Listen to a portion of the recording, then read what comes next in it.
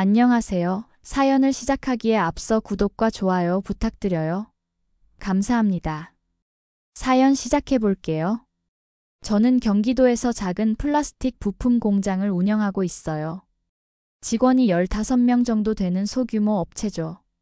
아무래도 대기업에 비해 복리후생이나 급여 면에서 부족한 부분이 많아서 늘 직원들에게 미안한 마음을 갖고 있었어요.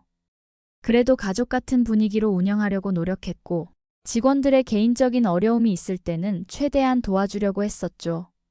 공장을 시작한 지도 벌써 15년이 되어가고 있었어요. 처음에는 정말 힘들었죠. 자금 조달부터 시작해서 직원 구하기, 거래처 확보까지 모든 게 어려웠어요. 몇 번이고 포기하고 싶은 순간들이 있었지만 가족을 위해서, 그리고 저를 믿고 따라와 준 직원들을 위해서 버텨왔던 것 같아요. 그런 과정에서 많은 직원들이 왔다 갔다 했어요. 어떤 이들은 더 좋은 조건의 회사로 이직하기도 했고, 어떤 이들은 개인적인 사정으로 그만두기도 했죠. 그럴 때마다 서운한 마음도 있었지만 이해하려고 노력했어요. 누구나 더 나은 삶을 추구할 권리가 있으니까요. 하지만 시간이 지나면서 점점 안정되어 갔어요. 기술력도 쌓이고 거래처도 늘어났죠. 무엇보다 저를 믿고 끝까지 함께해준 직원들 덕분이었어요. 이제는 어느 정도 자리를 잡아서 직원들의 복리후생도 조금씩 개선할 수 있게 되었고요. 2달 전쯤 새로운 직원이 들어왔어요. 김민지라는 20살 여자아이였는데 첫 출근 날부터 참 성실해 보였어요. 요즘 젊은 친구들 중에 이렇게 예의 바르고 성실한 아이들을 찾기가 쉽지 않거든요. 다른 아이들과 달리 지각 한 번 없이 항상 일찍 나와서 작업 준비를 하고 선배 직원들에게 정중하게 인사하며 열심히 일을 배우려는 모습이 인상적이었죠. 민지를 보면 저희 딸 생각이 많이 났어요. 나이도 비슷하고 성격도 비슷한 면이 있어서 더욱 눈에 들어왔던 것 같아요. 저희 딸은 서울에서 대학을 다니고 있는데 가끔 집에 올 때마다 민지 이야기를 해주곤 했어요.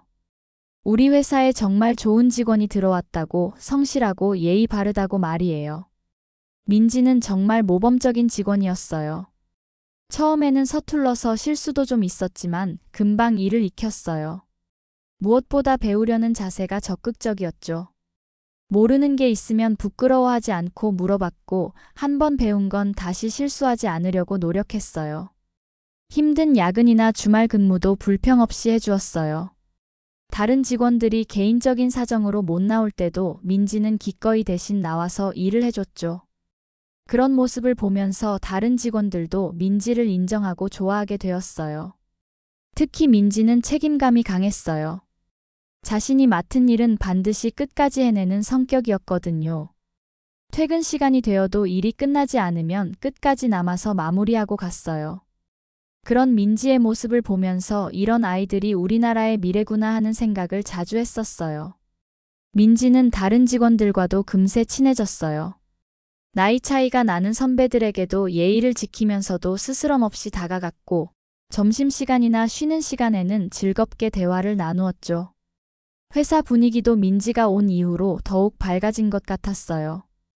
그런 민지가 어느 날 오후, 퇴근 시간이 다 되어가는데 제 사무실로 찾아왔어요. 평소와는 다르게 얼굴이 새하얗고 눈이 빨갛게 부어있더라고요. 뭔가 큰일이 났구나 하는 생각이 들었죠. 문을 열고 들어서는 순간부터 눈물을 흘리기 시작했어요. 민지는 계속 고개를 숙이면서 말을 잇지 못했어요. 평소에 워낙 밝고 활발한 아이였는데 이렇게 풀이 죽은 모습을 본 적이 없어서 더욱 걱정이 되었어요. 저는 얼른 의자를 권하고 물 한 잔을 갖다 줬죠. 민지는 한참을 울다가 겨우 입을 열었어요. 어머니가 갑자기 쓰러지셨다는 거였어요. 병원에서 검사를 해보니 큰 수술을 해야 하는데 집안 형편이 어려워서 수술비가 없다는 거였죠. 그래서 가부를 받을 수 있는지 부탁하러 왔다고 했어요. 사장님, 엄마가 아파요. 제발 도와주세요. 민지의 간절한 목소리를 들으면서 저는 가슴이 먹먹해졌어요. 20살밖에 안 된 아이가 어머니 병원비를 위해 이렇게 고개를 숙이고 있다니. 게다가 평소에 워낙 성실하고 예의 바른 아이라는 걸 알고 있었기 때문에 이런 부탁을 하는 것이 얼마나 힘들었을지 충분히 짐작할 수 있었어요. 다음 날 아침 민지에게 돈을 전해줬어요. 민지는 또다시 눈물을 흘리며 고마워했고 어머니 수술이 잘 되면 바로 출근하겠다고 말했어요. 저는 당분간은 어머니 간병에 집중하라고 했죠. 가족보다 중요한 게 어디 있겠어요. 그런데 일주일이 지나도 민지가 출근하지 않았어요. 연락도 잘 안 되고 가끔 문자로만 어머니 상태가 아직 안 좋다는 소식만 전해왔어요. 처음에는 수술 후 회복 기간이니까 당연하다고 생각했어요. 큰 수술을 받으신 분을 간병하려면 시간이 많이 필요하겠죠. 하지만 2주가 지나도 소식이 없으니 걱정이 되기 시작했어요. 문자로는 괜찮다고 하는데 뭔가 더 큰 문제가 있는 건 아닌가 하는 생각이 들었거든요. 혹시 수술이 잘못된 건 아닌지 아니면 다른 합병증이라도 생긴 건 아닌지 걱정이 되었어요. 다른 직원들도 민지 걱정을 많이 했어요. 평소에 워낙 성실한 아이였거든요. 하루도 빠지지 않던 아이가 이렇게 오래 나오지 않으니 뭔가 큰일이 난 게 아닌가 하는 생각이 들었죠. 특히 민지와 친하게 지내던 선배 직원들은 더욱 걱정했어요. 어느 토요일 오후였어요. 결국 민지 집을 찾아가 보기로 했어요. 전화를 해도 잘 안 받고 문자 답장도 간단하게만 와서 정확한 상황을 알 수가 없었거든요. 주소는 입사 서류에 있었으니까 찾아가는 건 어렵지 않았어요. 혹시 생활이 어려울까봐 과일이랑 반찬거리도 좀 사서 갔어요. 민지가 사는 곳은 오래된 빌라촌이었어요. 문 앞에 서서 벨을 눌렀어요. 안에서 민지의 목소리가 들렸는데 평소보다 많이 가라앉아 있더라고요. 뭔가 기운이 없어 보였어요. 민지가 나왔는데 정말 깜짝 놀랐어요. 며칠 사이에 살이 많이 빠져서 얼굴은 헬쑥하고 눈 밑에는 다크서클이 짙게 생겨 있었죠. 전체적으로 매우 지쳐 보였어요. 민지는 제가 찾아온 것에 대해 놀라면서도 고마워했어요. 그리고 집 안으로 안내해 주었는데 들어가면서 더 놀란 건 집 안 상황이었어요. 그리고 침대에 누워 계신 분을 보는 순간 저는 세상이 멈춘 것 같았어요. 그분은 제가 아는 사람이었거든요. 정확히는 평생 잊을 수 없는 은인이었어요. 김순희 씨. 지금으로부터 8년 전 제 인생을 구해주신 분이었어요. 그때 저는 42살이었고 지금의 공장을 운영한 지 7년 정도 되었을 때였어요. 사업이 어느 정도 자리를 잡아가던 시기였지만 여전히 몸소 뛰어다니며 일해야 하는 상황이었죠. 자금 사정도 넉넉하지 않았고 무엇보다 직원들을 책임져야 한다는 부담감이 컸어요. 그 시절에도 정말 바쁘게 살았어요. 새벽부터 밤늦게까지 공장에서 일하고 주말에도 거래처를 돌아다니거나 새로운 사업 기회를 찾아 나서곤 했어요. 가족들과 함께 보내는 시간도 부족했고 건강관리도 제대로 못하고 있었죠. 그런 어느 겨울밤이었어요. 공장에서 늦게 일을 마치고 집으로 가던 길이었는데 그날따라 눈이 많이 와서 길이 미끄러웠어요. 공장 근처 언덕길을 내려가다가 그만 빙판에 미끄러져서 넘어졌는데 운이 나쁘게도 머리를 심하게 다쳤어요. 의식을 잃고 쓰러져 있었는데 그때 지나가던 분이 저를 발견하고 119에 신고해 주셨어요. 그분이 바로 김순희 씨였어요. 나중에 알게 된 일이지만 김순희 씨는 야간 청소 일을 마치고 집으로 가던 길이었다고 하더라고요. 김순희 씨는 단순히 신고만 하고 가신 게 아니었어요. 구급차가 올 때까지 제 곁에서 기다려주셨고 병원까지 따라와서 보호자가 올 때까지 곁에 있어 주셨던 거예요. 저를 대신해서 집에 연락까지 해주시고 의사 선생님께 상황을 설명해 주시기도 했어요. 병원에서 깨어났을 때 옆에서 김순희 씨가 저를 지켜보고 계시더라고요. 처음 보는 분이었는데 마치 가족처럼 걱정해 주시는 모습에 정말 감동했어요. 의사 선생님 말로는 머리 외상이 심해서 조금만 늦었으면 큰일 날 뻔했다고 하더라고요. 그런데 김순희 씨의 도움은 그때로 끝나지 않았어요. 제가 입원해 있는 동안 병문 안을 와주셨어요. 그때마다 직접 만든 미역국이나 죽, 반찬들을 가져와 주셨거든요. 병원 음식이 입에 안 맞는다고 하니까 집에서 정성스럽게 만들어서 가져와 주시는 거였어요. 김순희 씨가 만든 음식은 정말 맛있었어요. 특히 미역국은 정말 깊은 맛이 났어서 병원에서도 다른 환자들이 부러워할 정도였어요. 간병하는 가족들도 김순희 씨가 만든 음식을 보고 어떻게 만드는지 물어보곤 했죠. 퇴원할 때도 당분간은 무리하지 말고 쉬라고 당부해 주셨죠. 그때 김순희 씨께서 해주신 말씀이 아직도 기억나요. 사장님, 건강이 제일이에요. 사업도 중요하지만 몸을 너무 혹사시키면 안 돼요. 정말 따뜻하고 다정한 목소리였어요.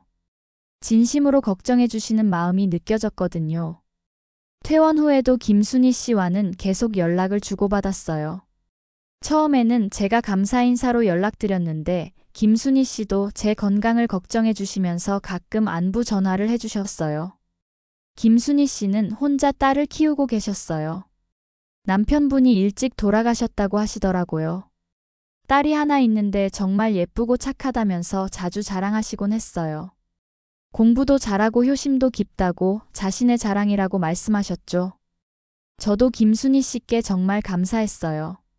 그래서 명절마다 선물도 드리고 가끔 좋은 일자리가 있으면 소개해드리기도 했어요. 김순희 씨는 여러 군데서 청소나 식당 일을 하고 계셨는데 조금이라도 더 나은 조건의 일자리를 구하실 수 있도록 도와드리고 싶었거든요. 그렇게 1년 정도 연락을 주고받았어요. 그런데 언제부턴가 연락이 뜸해지기 시작하다 점점 연락이 끊어졌어요. 시간이 지나면서 그냥 마음속에 고마운 분으로 간직하고 살아가고 있었어요. 그런데 설마 이런 식으로 다시 만나게 될 줄은 꿈에도 몰랐죠. 그런데 지금 그분이 민지의 어머니였다니. 그것도 이렇게 아픈 상태로. 침대에 누워 계신 김순희 씨는 15년 전에 그 건강하고 활기찬 모습을 찾아볼 수 없을 정도로 많이 야위어 계셨어요. 수술 후유증인지 의식도 흐릿해 보였고요. 민지는 제가 어머니를 바라보는 모습을 보고 의아해했어요. 처음 보는 분인데 왜 이렇게 놀라는지 이해하지 못하는 것 같았거든요. 저는 한참 동안 말을 잇지 못했어요. 민지가 어머니가 많이 아프시다며 상황을 설명해 줬어요. 퇴원은 했는데 계속 안 좋아지고 있다고 병원에서는 더 큰 병원으로 가라고 하는데 비용 때문에 엄두를 못 내고 있다고 했어요. 민지의 목소리에는 절망감이 묻어 있었어요. 그런 민지를 보니 가슴이 더욱 아팠어요. 그리고 동시에 이 모든 상황이 우연이 아니라는 생각이 들었어요. 8년 전 제게 생명을 구해주신 분의 딸이 제 회사에서 일하게 되고 그분이 아프셨을 때 제가 도움을 드릴 수 있게 된 것이 말이에요. 저는 민지에게 8년 전의 일을 차근차근 설명했어요. 그날 밤 김순희 씨가 제게 해주신 일들을 그리고 그 후로 몇 년간 연락을 주고받다가 언젠가부터 연락이 끊어졌다는 것까지 모든 걸 말했어요. 민지는 처음에는 믿지 못하는 표정이었어요. 하지만 제가 구체적인 상황들을 설명하자 점점 놀라는 표정으로 변했죠.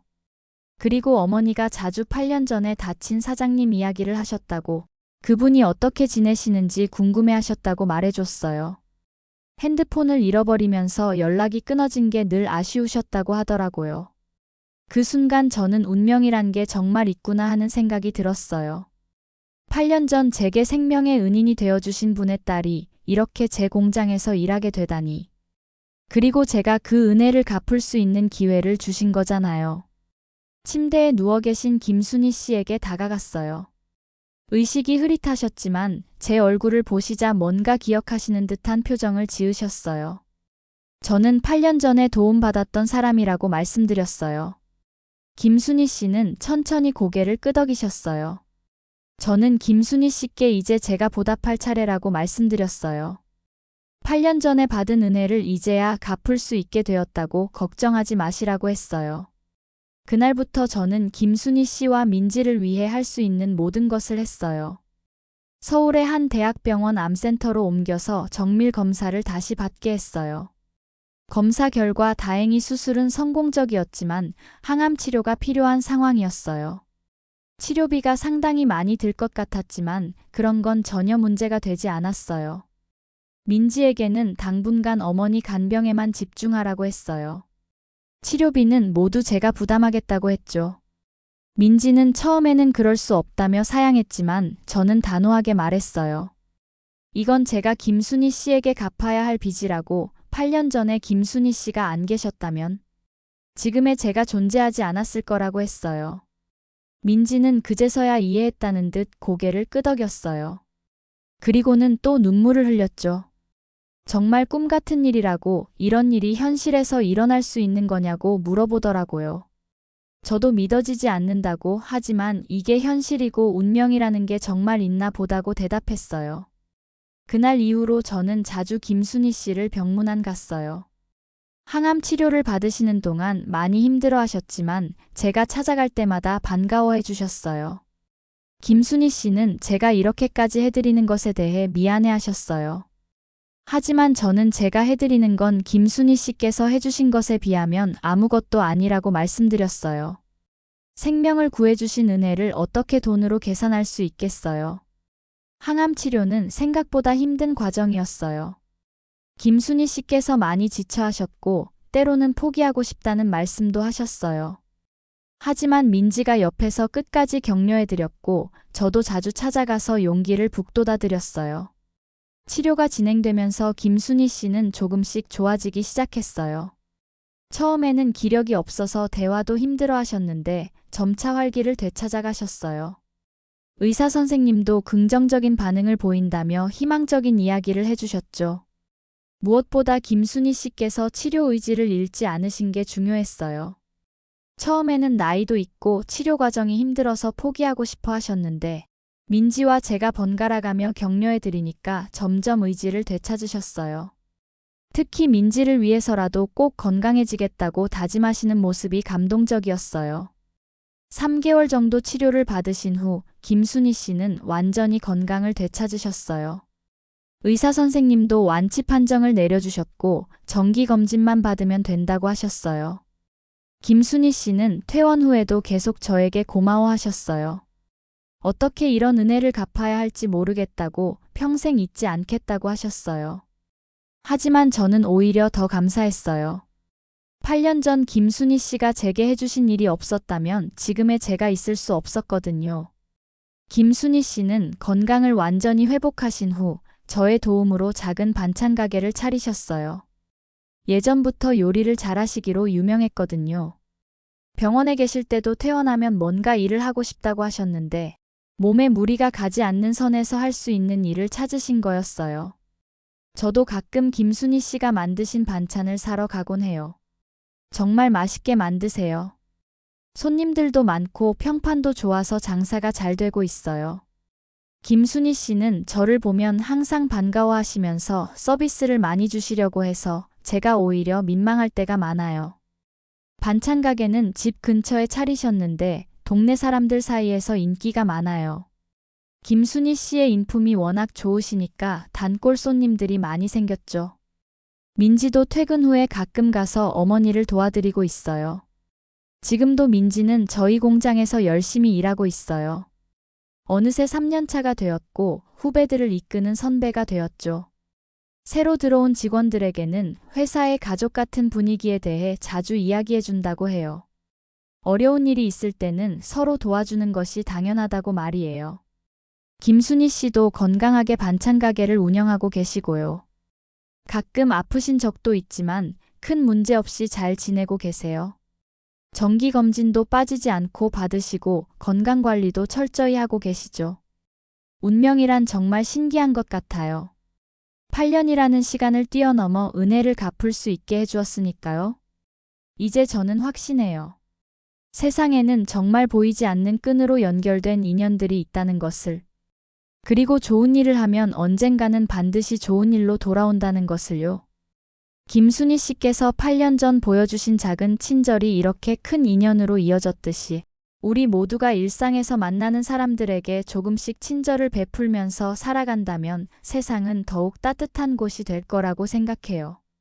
그리고 저는 앞으로도 계속 이런 마음으로 살아갈 거예요. 어려운 사람이 있으면 도와주고 함께 일하는 직원들을 가족처럼 대하면서요. 김순희 씨와 민지가 제게 보여준 것처럼 진정한 인연은 시간이 흘러도 변하지 않는다는 것을 알았거든요. 지금 이 순간도 어디선가 누군가가 어려움에 처해 있을 거예요. 그런 사람들에게 작은 도움이라도 줄 수 있다면 그것이 언젠가는 큰 의미가 될 수도 있다는 것을 저는 경험으로 알게 되었어요. 민지와 김순희 씨, 그리고 저의 이야기는 이렇게 계속 이어지고 있어요. 앞으로도 계속 서로를 아끼고 사랑하면서 더 많은 사람들에게 따뜻함을 전해줄 수 있는 그런 사람이 되고 싶어요. 제 긴 이야기를 끝까지 들어주셔서 감사합니다. 구독과 좋아요, 알림 설정까지 잊지 마세요.